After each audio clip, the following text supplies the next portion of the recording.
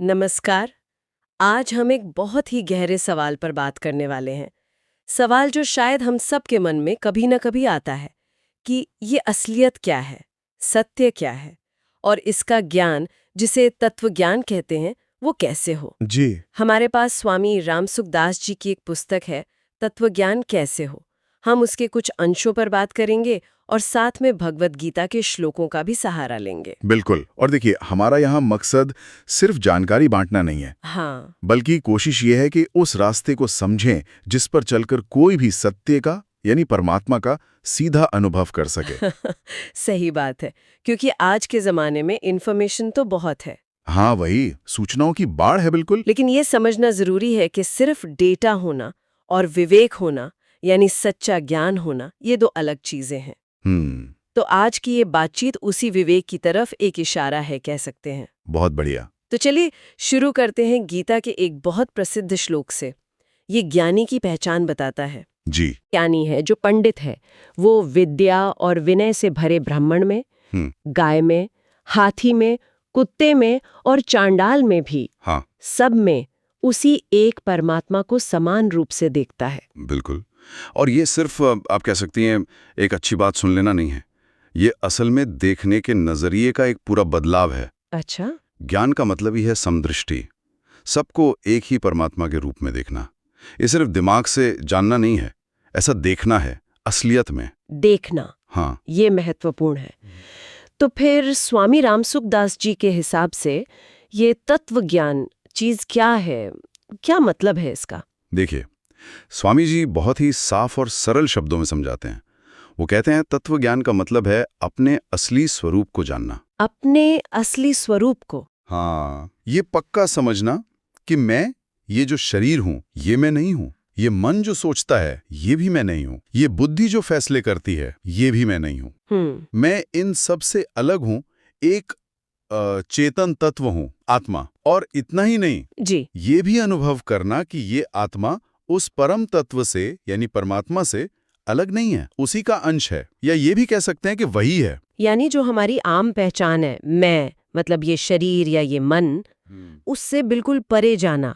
हाँ बिल्कुल, उस पहचान को तोड़ना। क्या गीता में भी कुछ ऐसा ही कहा गया है? हाँ बिल्कुल, गीता के 13वें अध्याय में भगवान कृष्ण कहते हैं, क्षेत्रज्ञम चापि माम विद्धि सर्व क्षेत्रेषु भरत। क्षेत्र क्षेत्रज्ञ और ज्ञानम यत्तद् ज्ञानम मतम मम। इसका क्या अर्थ हुआ? इसका मोटा मोटा मतलब ये है कि हे अर्जुन, जितने भी शरीर हैं यानी क्षेत्र हैं, उन सब में जो जानने वाला है, क्षेत्रज्ञ, वो मुझे ही समझो। अच्छा, यानी जानने वाला एक ही है सब में। हाँ, और इस शरीर और इसको जानने वाले क्षेत्रज्ञ के भेद को ठीक से जानना, वही सच्चा ज्ञान है। तो जो जानने वाला तत्व है वही परमात्मा है, और अपने आप को वही जानना, यही तत्व ज्ञान है। सुनने में तो ये कितना सीधा लगता है कि हम बस अपने असली रूप को जान लें, पर असलियत में ये होता क्यों नहीं है?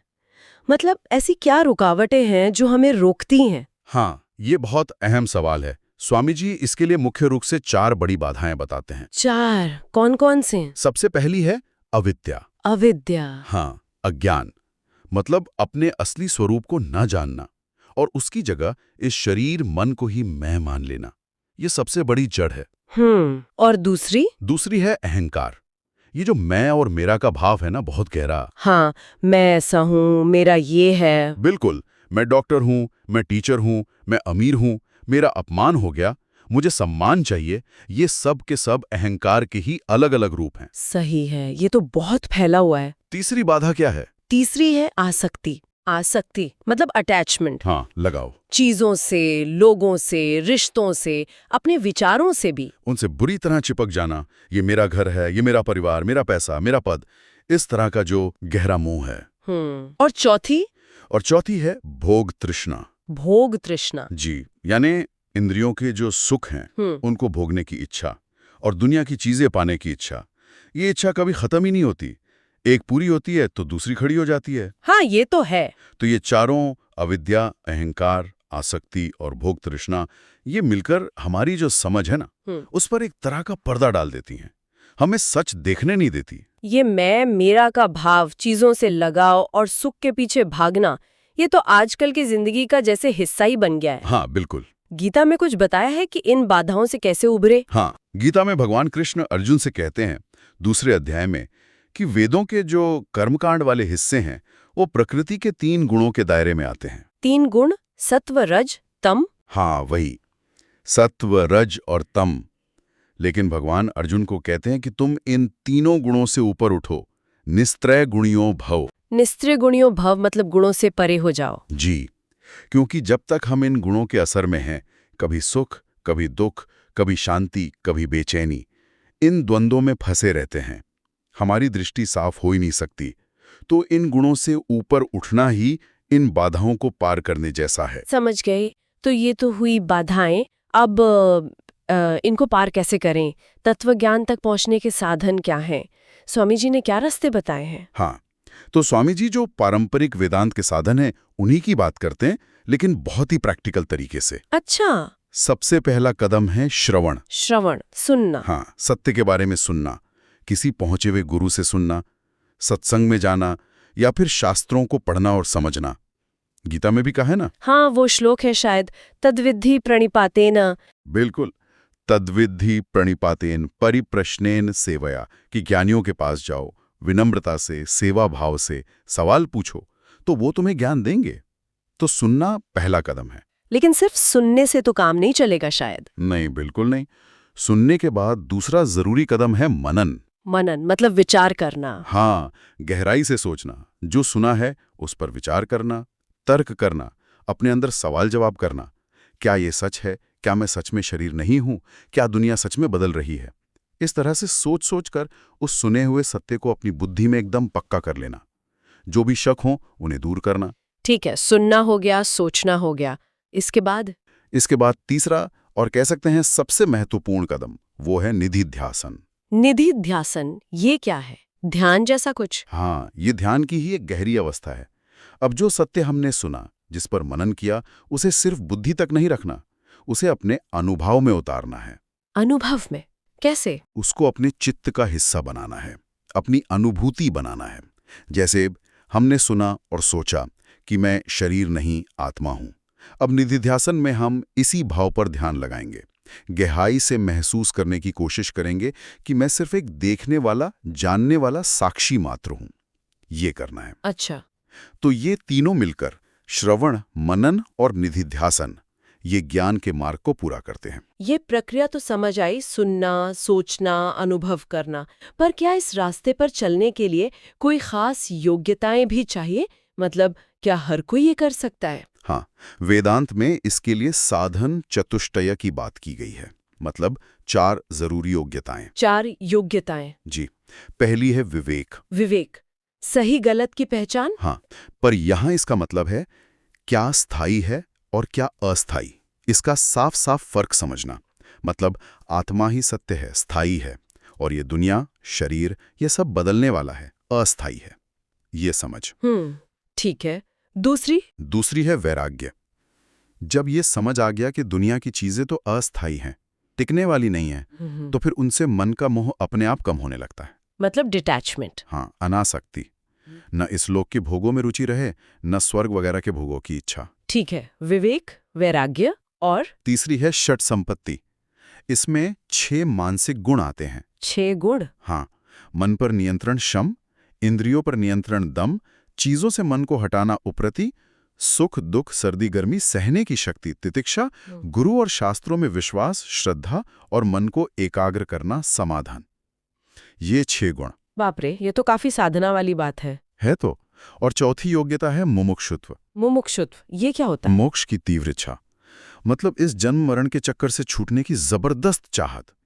ये कोई ऐसी वैसी इच्छा नहीं, एकदम गहरी प्यास की तरह होनी चाहिए। विवेक, वैराग्य, षट संपत्ति और मुमुक्षुत्व, ये 4 साधन। जी, ये हों तो ज्ञान मार्ग पर चलना आसान हो जाता है। ये तो काफी इंटेंस लग रहा है। स्वामी जी ने भक्ति के बारे में क्या कहा? क्या भक्ति और ज्ञान के रास्ते एकदम अलग हैं? नहीं, ये बहुत अच्छा सवाल पूछा आपने। स्वामी जी भक्ति को ज्ञान मार्ग से जरा भी कम नहीं मानते थे, बल्कि वो तो यहां तक कहते थे कि भक्ति ज्ञान तक पहुंचने का सबसे सहज, सबसे सरल और सबसे तेज रास्ता है। सबसे तेज? ऐसा क्यों? उनका मानना था कि सिर्फ बुद्धि का ज्ञान, अगर दिल में भक्ति ना हो तो वो अक्सर सूखा रह जाता है। कभी कभी तो अहंकार भी बढ़ा देता है कि मैं ज्ञानी हूं। हाँ, ये हो सकता है। लेकिन भक्ति से क्या होता है? दिल नरम होता है, साफ होता है, भगवान के लिए प्रेम, समर्पण जागता है। और इस प्रेम और समर्पण में अहंकार टिक नहीं पाता, वो गलने लगता है। और जहां अहंकार गया, वहीं ईश्वर की कृपा से ज्ञान अपने आप प्रकट हो जाता है। वाह, ये तो बहुत सुंदर बात है कि भक्ति ज्ञान का दरवाजा खोल सकती है। अच्छा, तो मान लीजिए किसी को ये तत्व ज्ञान हो गया, वो इंसान दिखता कैसा है? मतलब उसके लक्षण क्या होते हैं? गीता में भी इसके बारे में बताया है। 6ठे अध्याय में कहते हैं कि ऐसा योगी या ज्ञानी जो होता है, वो मित्र हो, शत्रु हो, कोई तटस्थ हो, मध्यस्थ हो, कोई द्वेष करने वाला हो, अपना बंधु हो, कोई पुण्यात्मा हो या पापी, हाँ, वो सब में समान भाव रखता है। उसकी नजर में कोई ऊंचा नीचा, अपना पराया नहीं रह जाता। सबके लिए एक जैसा भाव। जी, और स्वामी जी भी यही कहते थे। ऐसा इंसान डर से, शक से पूरी तरह मुक्त हो जाता है। उसके मन में ये मैं और दूसरा का जो भेद है, वो मिट जाता है। उसका दिल पत्थर जैसा नहीं होता, बल्कि सबके लिए करुणा, दया से भर जाता है। अहंकार तो बचता ही नहीं। वो जीता जागता समदर्शिता का उदाहरण बन जाता है, जैसा हमने शुरू में उस श्लोक में सुना था। हाँ, बिल्कुल, विद्या विनय संपन्न वाला। तो क्या इस अवस्था की तरफ बढ़ने के लिए हम अपनी रोज की जिंदगी में कुछ छोटे छोटे कदम उठा सकते हैं? हाँ, जरूर। स्वामी जी तो हमेशा प्रैक्टिकल साधना पर ही जोर देते थे। कुछ चीजें हैं जो कोई भी कर सकता है धीरे धीरे। जैसे कि एक श्लोक पढ़ लें और उसके मतलब पर थोड़ा सा विचार करें। सोचें कि ये मेरे जीवन में कैसे लागू होता है। ये तो किया जा सकता है। दूसरा, दिन भर में थोड़ा ध्यान दें कि हमारा मन कब कब अहंकार के कारण रिएक्ट करता है। उसने मेरी बेइज्जती की, मेरा काम किसी ने देखा ही नहीं। बस इन मौकों का पहचानना शुरू करें। खुद को कोसना नहीं है, बस देखना है। अच्छा, सिर्फ जागरूकता। हाँ, और तीसरा, बिना किसी फल की इच्छा के चुपचाप दूसरों की मदद करें, जिसको निष्काम कर्म या सेवा कहते हैं। ये मन को साफ करने का बहुत पावरफुल तरीका है। सेवा भाव, ठीक है। और एक और बात, अपनी जरूरतें कम रखें। जीवन में जितनी सादगी होगी, मन उतना कम भटकेगा, चीजें ज्यादा साफ दिखाई देंगी। ये तो सच में करने लायक बातें हैं। अच्छा, अब कुछ ऐसे सवाल लेते हैं जो अक्सर लोगों के मन में उठते हैं। स्वामी जी की बातों से शायद इनके जवाब मिले। जैसे, क्या गुरु के बिना ये ज्ञान हो ही नहीं सकता? हाँ, ये सवाल बहुत आता है। देखिए, स्वामी जी का मानना था कि शास्त्र जो हैं, वो भी गुरु हैं। अच्छा। हाँ, कोई अगर ईमानदारी से शास्त्रों को पढ़े, उन पर मनन करे, तो भी ज्ञान पा सकता है। लेकिन एक जीवित गुरु जिसे खुद अनुभव हो, वो इस रास्ते को बहुत आसान बना देता है, बहुत तेज कर देता है। कैसे? गुरु हमारी जो उलझनें होती हैं, उनको सुलझाते हैं, हमें भटकने से बचाते हैं, और उनकी मौजूदगी, उनकी कृपा, उसका भी बहुत असर होता है। तो कह सकते हैं कि गुरु एकदम जरूरी शायद ना हो, पर बहुत ज्यादा सहायक हैं। समझ गया। और एक और बात, ये जो किताबी ज्ञान होता है और जो अनुभव वाला ज्ञान होता है जिसकी हम बात कर रहे हैं, इसमें फर्क क्या है? अरे, जमीन आसमान का फर्क है। किताबी ज्ञान तो बस दिमाग में रहता है। हाँ। हम बहुत कुछ जान सकते हैं, बड़ी बड़ी बातें कर सकते हैं, दूसरों को समझा भी सकते हैं, पर वो हमारी जिंदगी को, हमारे देखने के ढंग को अंदर से नहीं बदलता। जबकि आत्मानुभव या तत्व ज्ञान, वो भीतर से आता है। वो हमारी पूरी हस्ती को बदल देता है। वो सिर्फ जानकारी नहीं है, वो ट्रांसफॉर्मेशन है। वो जानना नहीं है, वैसा हो जाना है। हो जाना, ये बड़ा फर्क है। एक सवाल भक्ति को लेकर भी था। कुछ लोग सोचते हैं कि भक्ति मार्ग शायद ज्ञान मार्ग से थोड़ा नीचे है। नहीं, जैसा हमने पहले भी कहा, स्वामी जी के हिसाब से तो बिल्कुल नहीं। वो तो यहां तक कहते थे कि कलियुग में भक्ति सबसे कारगर, सबसे बढ़िया रास्ता है ज्ञान तक पहुंचने का। अच्छा। क्योंकि भक्ति दिल को साफ करती है, मैंपन को मिटाती है, और जहां ये मैं मिटा, वहीं परमात्मा का अनुभव हो जाता है। वो ज्ञान ही है। सही है। और आखिरी सवाल, क्या तत्व ज्ञान पाने का मतलब ये है कि सब कुछ छोड़ना पड़ेगा, घर बार दुनिया, संन्यास लेना ही होगा? नहीं नहीं, स्वामी जी ऐसा बिल्कुल नहीं मानते थे। तत्वज्ञान का मतलब दुनिया से भागना नहीं है। तो फिर क्या है? इसका मतलब है दुनिया को सही नजरिए से देखना, ये समझना कि ये सब भगवान की ही लीला है, उसी की अभिव्यक्ति है। ज्ञानी दुनिया में रहता है, अपने सारे काम भी करता है, पर उसमें फंसता नहीं। जैसे वो कमल के पत्ते का उदाहरण देते हैं। हाँ बिल्कुल, जैसे कमल का पत्ता पानी में रहता है पर गीला नहीं होता, वैसे ही ज्ञानी संसार में रहकर भी उससे लिपटता नहीं है। वो अनासक्त होकर जीता है, बस दृष्टि बदल जाती है। बहुत ही बढ़िया, बहुत साफ तरीके से आपने समझाया। तो अगर हम इस पूरी बातचीत को समेटें जी, तो कह सकते हैं कि तत्व ज्ञान कोई दिमागी कसरत नहीं है, बल्कि ये देखने का ढंग, अनुभव का एक गहरा बदलाव है। बिल्कुल। ये अविद्या, अहंकार, आसक्ति और भोग की इच्छा जैसी रुकावटों को हटाकर मिलता है। हाँ जी। और इसके साधन है सत्य को सुनना, उस पर सोचना, उसे अनुभव में उतारना, विवेक, वैराग्य जैसे गुण बढ़ाना और सबसे बढ़कर भक्ति का सहारा लेना। एकदम सही। और जो इस अवस्था को पा लेता है वो समदर्शी बन जाता है, करुणा से भर जाता है और डर और दुख से मुक्त हो जाता है। बहुत अच्छे से आपने समेटा, और इसे खत्म करने के लिए गीता का ही एक और श्लोक याद आ रहा है, 18वें अध्याय से।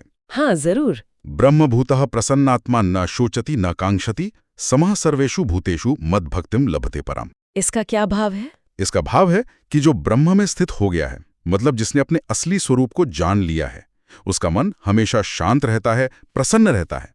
वो न तो किसी चीज के खोने पर शोक करता है, न ही किसी चीज को पाने की इच्छा रखता है। ऐसा व्यक्ति सब प्राणियों में, सब में समान भाव रखता हुआ मेरी यानी भगवान की परम भक्ति को प्राप्त होता है। तो यहाँ भी ज्ञान और भक्ति जुड़ गए। हाँ देखिए, सच्चा ज्ञान हमें दुख और इच्छाओं से आजाद करता है, और यही आजादी हमें अपने आप ही भगवान की परम भक्ति तक ले जाती है। ज्ञान और भक्ति आखिर में एक ही मंजिल पर मिलते हैं। वाकई ज्ञान और भक्ति का ये संगम अद्भुत है, और जाते जाते सुनने वालों के लिए एक विचार छोड़ जाते हैं। जरूर। इस पर सोचिएगा कि संसार को परमात्मा की अभिव्यक्ति मानकर उसमें रहते हुए भी अनासक्त भाव से जीना और संसार को पूरी तरह से त्याग देना, इन दोनों रास्तों पर चलने वालों के अंदरूनी अनुभव में और शायद बाहरी रहन सहन में भी क्या बारीक फर्क हो सकते हैं। हाँ, ये सोचने लायक बात है।